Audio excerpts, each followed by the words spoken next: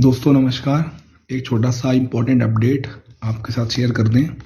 जैसा कि आप सभी जानते हैं कि रुपया इस समय सबसे इम्पोर्टेंट कंसर्न बना हुआ है, मुद्दा बना हुआ है हिंदुस्तान इकोनॉमी स्टॉक मार्केट के लिए।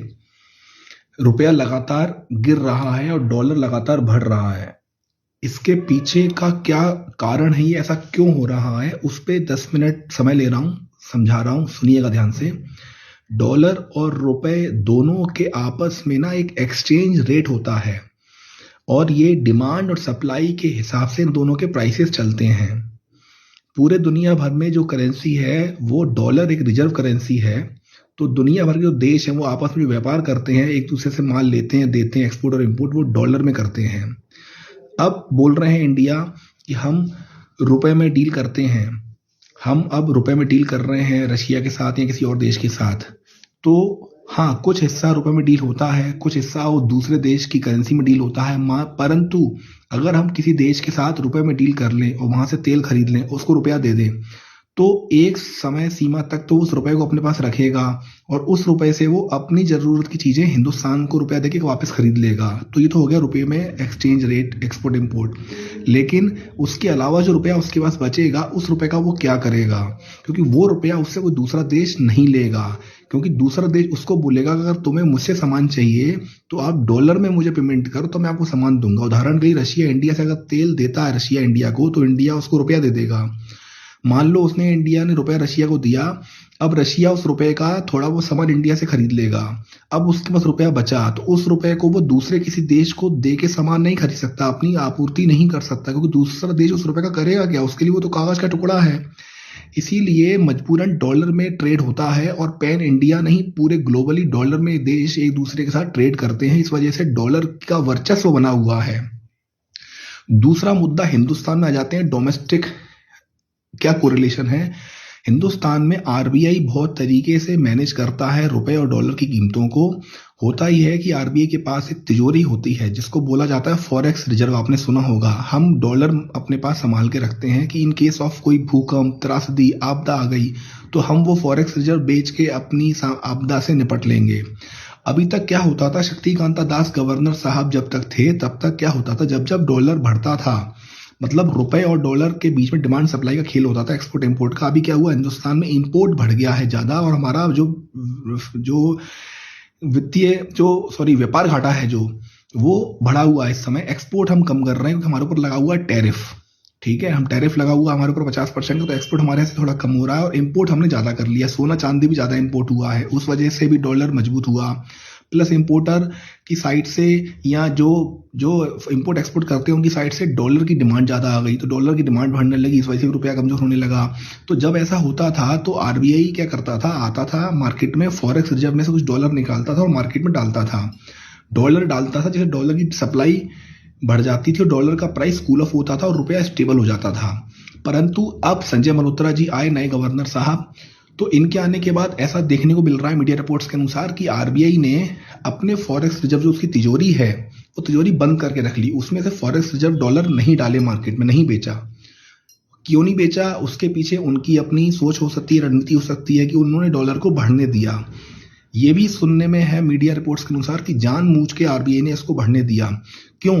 क्योंकि शायद इसके रुपए के गिरने से और डॉलर के बढ़ने से एक्सपोर्टर्स को कुछ फायदा पहुंचाया जाए। आरबीआई की रणनीति ये भी थी इसके पीछे, तो ये एक पॉजिटिव पॉइंट भी है।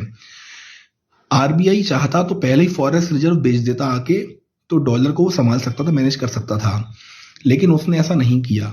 लेकिन अब मैं आपको एक पॉजिटिव चीज बता दूं, आज बुधवार गुरुवार का जो दिन है 18 दिसंबर और कल 17, आज और कल में आरबीआई मार्केट में उतरा है। कुछ फॉरेक्स रिजर्व उन्होंने मार्केट में डाले हैं, मतलब डॉलर बेचे हैं, मार्केट में डॉलर की सप्लाई बढ़ाई है। इस वजह से कल और आज में रुपए और डॉलर में आपको रुपया थोड़ा मजबूत होता दिख रहा है।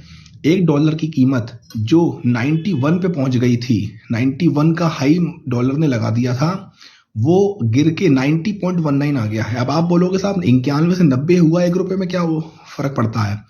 तो 20 पैसे 50 पैसे में बहुत फर्क पड़ता है। अगर डॉलर मजबूत हो जाए 50 पैसा तो हमने 91 तक बढ़ने दिया, आरबीआई ने 91 पे आके मैनेज किया, फॉरेक्स रिजर्व में से डॉलर सप्लाई मार्केट में डाली और रुपए को स्टेबल कर लिया, 90 तक हम ले आए। अब एक चीज मैं और बता दूं आपको, डॉलर और बाजार, इन दोनों में क्या कोरिलेशन है?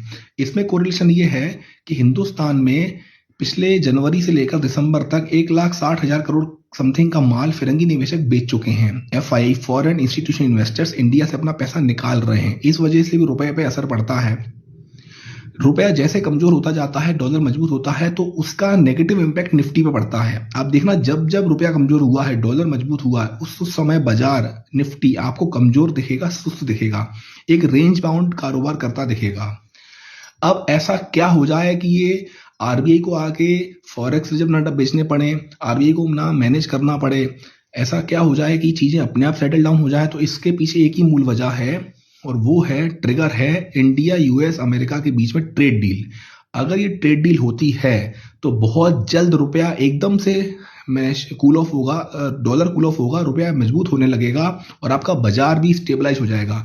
विदेशी निवेशक पैसा निकालना बंद कर दें और अमेरिका और इंडिया के बीच की ट्रेड डील हो जाए, तो आप देखेंगे रुपये और डॉलर में जो तेजी है डॉलर की, वो एक कमजोर पड़ने लगेगी या थोड़ी सी ठहर जाएगी। इसके अलावा डॉलर के मजबूत होने का एक नेगेटिव इम्पैक्ट हमारी इन्फ्लेशन पे भी पड़ सकता है, क्योंकि हम कच्चा तेल इंपोर्ट करते हैं। 80-85% हमारा इंपोर्ट बिल जो है वो क्रूड ऑयल, हम कच्चा तेल बाहर से इंपोर्ट करते हैं, तो हम डॉलर पेमेंट करते हैं।